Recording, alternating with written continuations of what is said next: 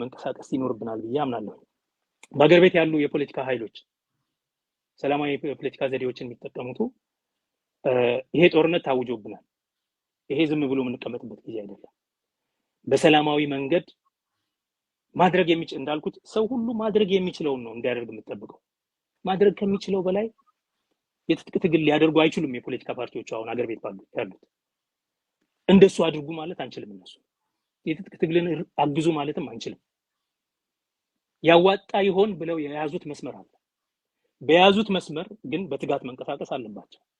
ዛሬ ፖለቲከኞቹ በእነሱ አንጻር የቆሙት የብልጽግና ሰዎች ጦርነት በህዝባችን ላይ ሲያውጁ እነሱ ደግሞ ሰላምን ማወጅ አለባቸው። እነሱ ህዝብን ዱላ ይዘህ ውጣና ሸኔን ውጋ ሲያውጁ የኛ ህዝብ እነሱ ደግሞ እነዚህ የነፃ የሰላማዊ ፖለቲካ ተንቀሳቃሾች ሰላማዊውን ህዝብ ለሰላማዊ ተቃውሞ እንቅስቃሴ ማደራጀት ማነቃቃት አለባቸው። ሰላማዊው ህዝብ ፖለቲካሊ ዲሞቢላይዝድ ሆኗል። አንዳንዱም በእነዚህ ፓርቲዎች ምክንያት ዲሞቢላይዝድ ሆኗል። ሪሞቢላይዝ ማድረግ አለባቸው። ይሄ እነ መረራ እነ ጀዋር እነ በቀለን የሚመለከት ጉዳይ ነው። ዲሞቢላይዝ አድርገውታል። ሪሞቢላይዝ ማድረግ አለባቸው። በዛሬ ጊዜ ዝም ብሎ ቁጭ ማለት አይቻልም። ኢትስ ኖት አ ፓርቲ ታይም። እንደዚህ አይነት ቁጭ ብለው ከኛ እኩል ሊያለቅሱ አይችሉም። በእነሱ አቅም ማድረግ የሚቻለውን ህዝቡን ለሰላማዊ ተቃውሞ እንቅስቃሴ ማንቃት አለባቸው።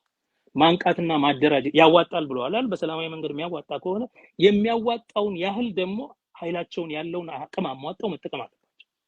ምን ማለት ነው? እሱ ህዝቡን በሰላማዊ መንገድ ሞቢላይዝ ማድረግ፣ ማነሳሳት፣ ማነቃቃትና ለህዝባዊ ተቃውሞ ማብቃት ያስፈልጋል። ያላቸውን ማህደር ተጠቅመው ኦፍ ኮርስ ምህዳሩ በጣም ያላቸውን ምህዳር ተጠቅመው ማለት ነው። ምህዳሩ ጠቧል አለ ብዬም አላምንም። በእኔ እምነት ከዛ ስቴጅ አልፈናል ብዬ ነው ማምነው። ግን እነሱ ያለቻቸው ቺናት ያላቻቸው ምህዳር። ስለዚህ በዛ ውስጥ ህዝቡን ማንቃትና ሪሞቢላይዝ ማድረግ ግዴታቸው ነው። ይሄን የማያደርጉ ከሆነ ስምና እንትን ይዘው መቀመጥ ከሆነ እስከዛሬ ድረስ ላደረጉት እናመሰግናቸዋለን። ካሁን በኋላ ግን ህይወት ይቀጥላል። ይሄንኑ ማለት ነው።